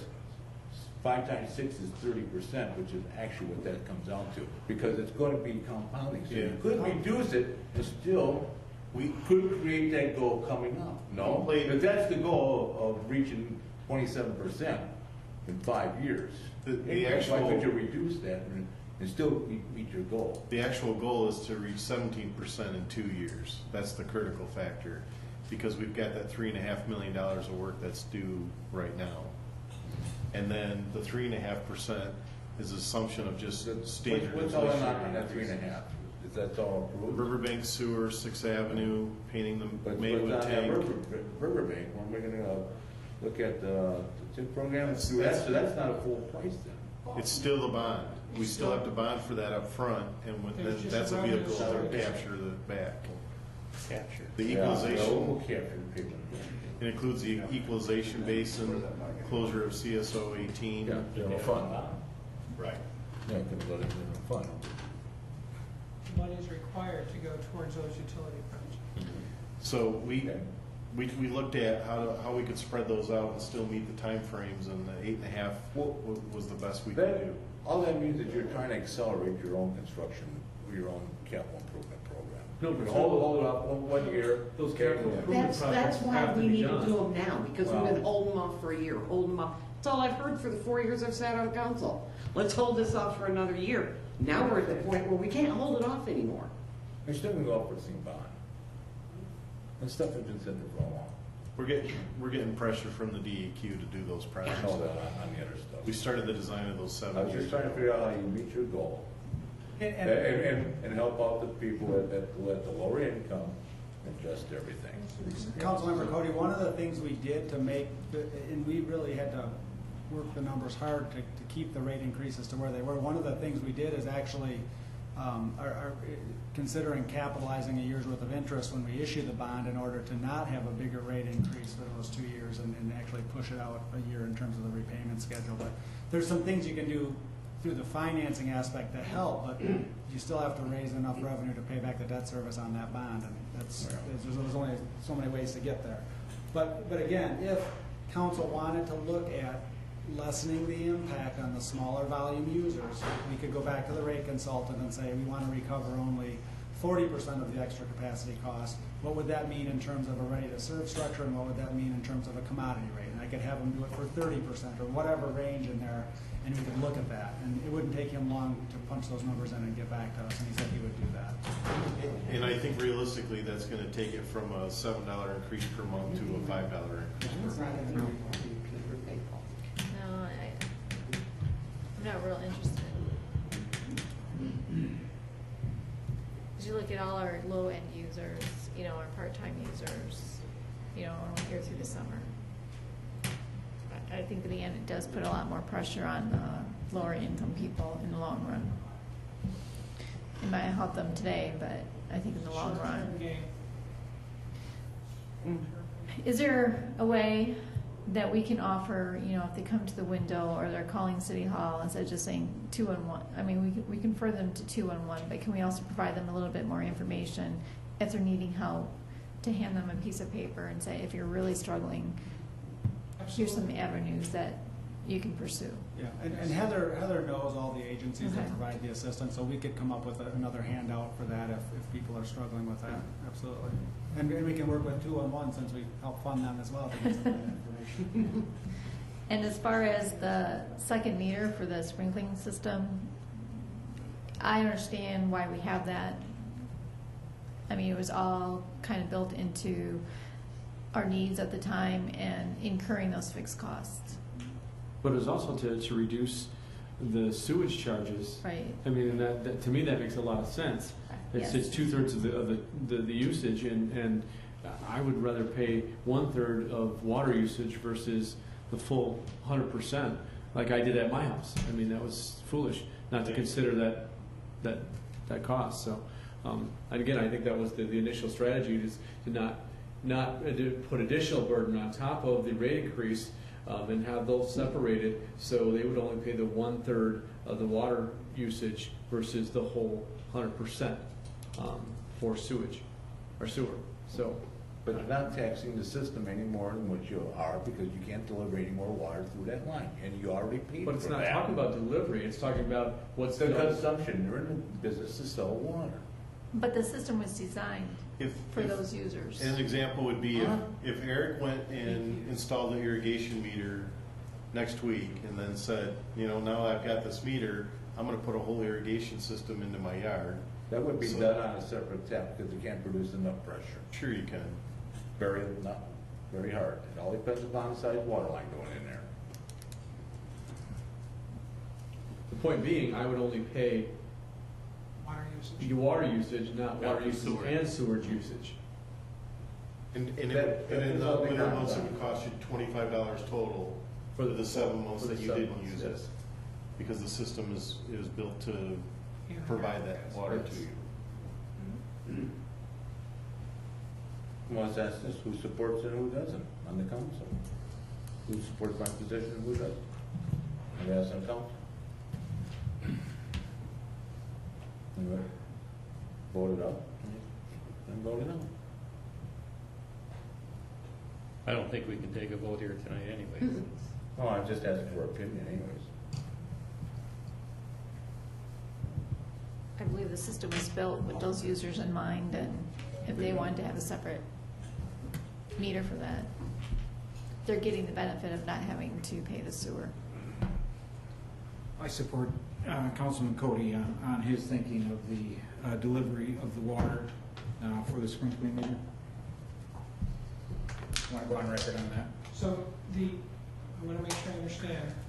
So Councilman Cody's position is that we should only have the ready to serve for 6 months. Correct. And if they have, and I tell you what, they happen to use it, Sprinkling meter. Correct. and if they happen to use it, not on that, it's gonna show up, you can have automatic reads on that anyways, and it's gonna spike on there and make them pay for it. If it's not being used, no. You're gonna catch them if they use it. Councilmember Cody, our billing system does not have the capability of doing what you just, we can leave it on for 6 months and shut it off for 6 months, but it can't monitor how much their usage is and decide to charge. On your meter readings, is that radio reads on the sprinkling meters? Yes. So therefore you read them 12 months out of the year, right? Right, what I'm saying I'm is. saying if there's a spike in there, you got it. If the proposal and council supports only charging the ready-to-serve charge on sprinkler meters for 6 months, we would pick 6 months to do it, May, June, July, August, September, October, and shut it off after that. I don't have the ability to look in our system. Our system doesn't have the ability to say, oh, you used your sprinkler meter this month, we're gonna charge it with the ready-to-serve charge. You were gone for the month of July, you didn't use it. It simply can't do that. And how do So we? I wouldn't figure that through the summer months, I'm just saying through the winter months. All I'm saying, if there's a usage, you've already read it. If there's like 1,000 gallons used, it has to be over 1,000 gallons for it to. They would get charged for Right. consumption, They would but get not charged Yeah, for but RTS. if you wanted to, you could slide that out. Can you, Through a high and low. could you calculate what that cost would be? It's about 20,000 a year. Yeah, it's about 20,000 to only bill, there's 750 plus or minus sprinkling meters in the city. If you only build those for 6 months on a readiness to serve charge, it would cost about 19,500. So we Shut mine off October. Mine's already done. tell those people who are only here 6 months or 4 months of the year. Yeah, that's my concern. How to differentiate between the people who are here 6 months of the year and They're not using it either. There's a little difference there, because there's a tap going into the house that services the house. This is additional off on that tap that you're being metered on. In other words, that one, they're correct. That is for the system, that's what the RTS is for that household, and for that line coming through, you are being paid readiness to serve for that water to be delivered at any time through that line. That's what the RTS is for. Now, when you spear off that, You've already paid for that service, and you already paid for the taxation on the system for that. All that is an additional meter, so just to eliminate the sewer charge for sprinkling your lawn or washing your car. That's all it is. So every household has a water line coming to it with a water meter. And that should pay RTS year round, because that's a fixed cost for the system to maintain all your billing, your maintenance, and your bonding and all that. And when you go up and over that, you've already paid for it initially, why are you paying double? They can't deliver any more water, and the system's already been designed to pay for the initial tap. You only have one shut off in your house? Yeah. Off the road? No, on the road, out the street. Yes. But typically, you've got a 1-inch service, That's my argument. and then your plumbing chokes down to a 5/8 meter and a 5/8 meter. So your 5/8 meter to your domestic service still has capacity in it to serve the irrigation and other things. I mean, and clearly the system pumps 2 to 3 times more during the summer than it does during the winter. Your 5/8 meter will deliver 20 gallons a minute at max. You know, I don't disagree with Councilman Cody, but, you know, we're talking about people who have an extra meter to sprinkle their lawns, but we can't do anything for the citizens that can't afford it. That's what. You know, but we're talking about people that can afford to sprinkle their lawns, afford to pay the $7 or whatever it is, but we can't afford to help the people that really can't afford it. Can't afford the basic water The needs. basic water, that's right, you know. Because we can't charge for a different rate. We can't charge a higher rate on those higher usages.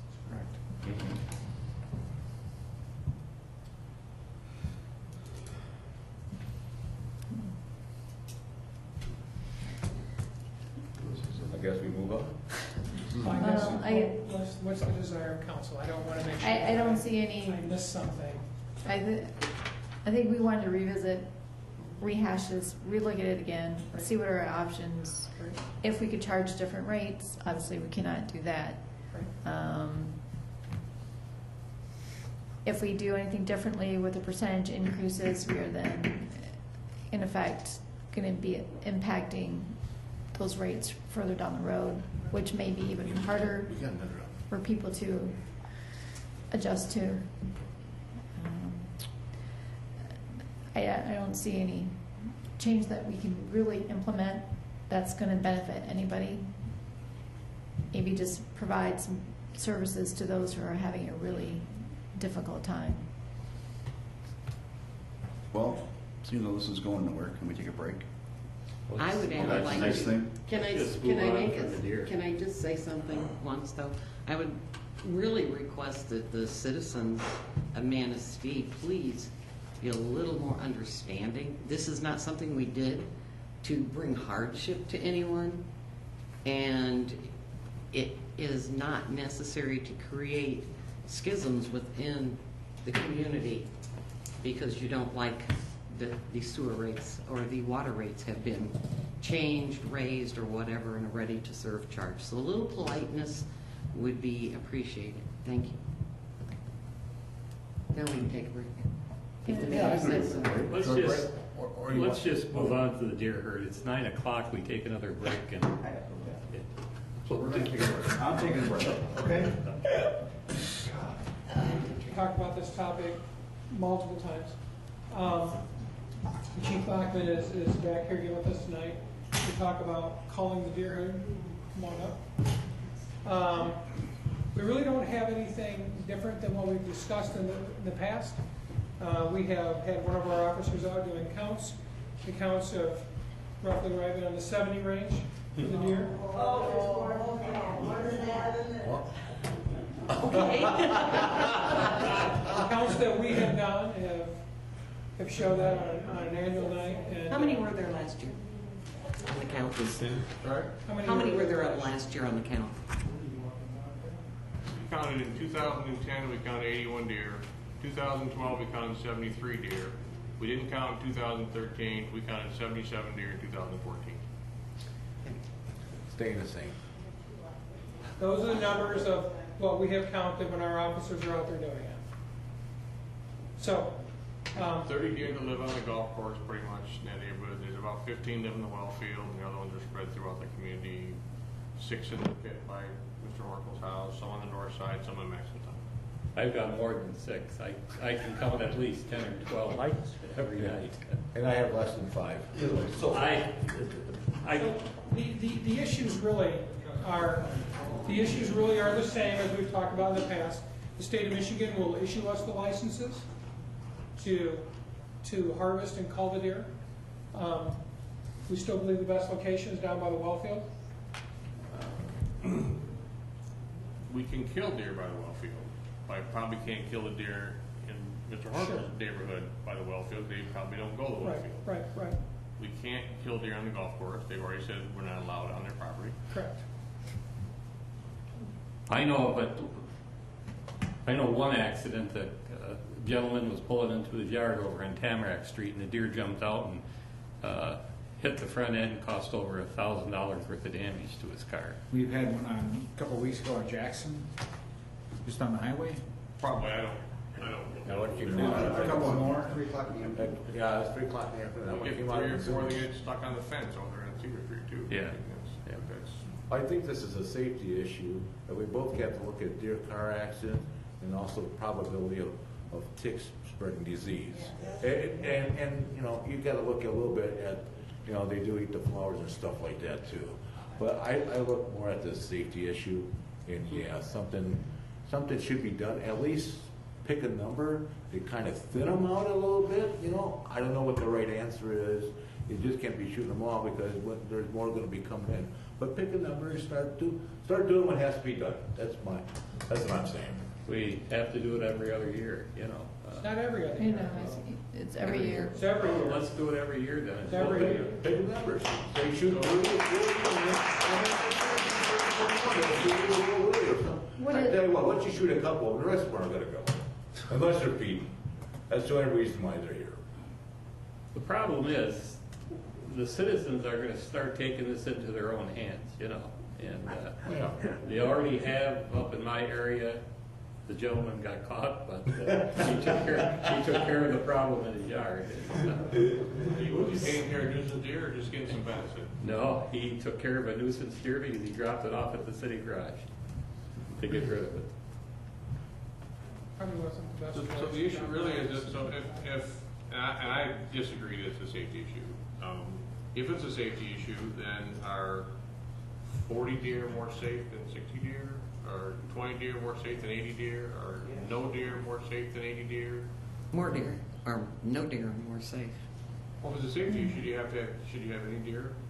I mean, is 1 deer more dangerous than 10 deer? And then respectfully, there's a safety issue compounded by 100 when you start shooting in the city. When you start shooting bullets or bow and arrows, I think that creates a safety issue far greater than any individual deer would have when you got bullets flying around neighborhoods. I'm not saying do it. I'm not saying do it in the neighborhood. I think there are areas within the city that we can do it. I think we can manage those risks, Humanely. but I don't think I can eliminate the risk. I think I can manage the risk in some neighborhoods. I don't know that I can manage all risks, and I don't know that I can impact every deer problem in the city by shooting some deer that may be on a golf course. I just talked to the gentleman from Grand Haven. They do it in Grand Haven. They call the herd. Now, mind you, They hire people to do that. now mind you, Grand Haven's deer culling program is completely divisive in that community. Well, of course it is. It's divisive in any community, I believe. I'm just saying we've got to do something. Last year I had 1 set of fawns. This year I got 4 sets of fawns in my yard with 6 or 7 deer. So next year I'm going to have 6 or 7 more sets of fawns, and the year after that, the year after that. And they're not going to go away because they're eating well in the city. So would the council want us to put together a program as to what the cost would be associated with that program? Who's going to cover the cost of processing the deer, where we would be harvesting the deer, who would be harvesting the deer. Is that the desire of council? Yes. Yes. Yes. I Yes. shouldn't say that. Is that the desire of the majority of council? Because I know it's not unanimous. It's not. I would like to see it. I would like to see it. Same here. Yep. Okay. Mr. Cole? Now, mind you, I said, it's let's going to do be something. it's going to be exactly as it's been presented in the past. Then do it. I mean, is that correct? Yeah. I mean, then do Well, it. the options are, we assign an officer to the job of baiting and shooting deer, and recovering them and getting rid of them somehow. We have an option of allowing the public to do it during the hunting season, open up certain areas to hunting during the hunting season. We have an option of hiring a firm to come in and bring sharpshooters in and manage it individually. I think the cost that's about $100 per animal to have that done by an outside firm. That does not include the process here, and that does include the process. So let me answer that question. And I think probably in this community that we probably wouldn't process them, we probably would gut them and make them available to citizens who want to come down to pick up free deer. Right. Or to give it to a food bank. Well, if you give them the food bank, we probably have to process. You have to process to go to the food bank. I live there with the You citizens. pay for your own process, and you're free to do it yourself. But, Right. I wouldn't recommend a program where the city incurred all the costs of, and then had freezers full of packed venison. If people just pick deer up, we just take them out to landfill and throw them away, would be my suggestion. Feed the Now, if coyotes. we did it internally, would that be on a volunteer basis, or would we assign? Well, I wouldn't have any trouble finding volunteers to go shoot deer. Just because of liability out there, and I would hate to put an officer in a position where they were forced to shoot, and if something were to tragically go wrong, why we were there in the first place. I mean, to me, it's not a real It has to safety be in issue. a controlled area. You cannot control an area, gunfire and deer. You can't do it. You can? Why can't you? Really? You can control what the deer's gonna do, you can control that, for sure, where that bullet's gonna end up. You don't? Well, if you shoot right, granted, the deer's gonna, they may wander off, maybe 100, 200 yards, but if you take a big enough area, like down in the well field, shooting up against that field, for instance,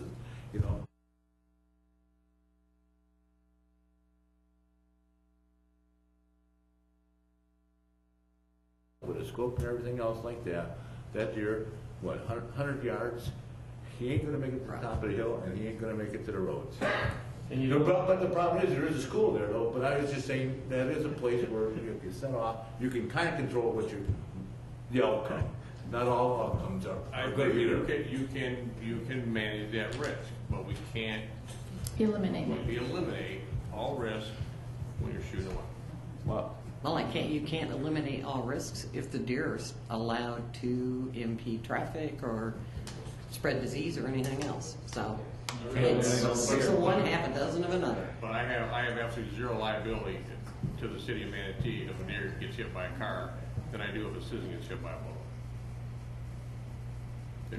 There are several risks. I don't know. You're accepting liability from the standpoint that the state of Michigan officially own the deer, not the city of Right. Manistee.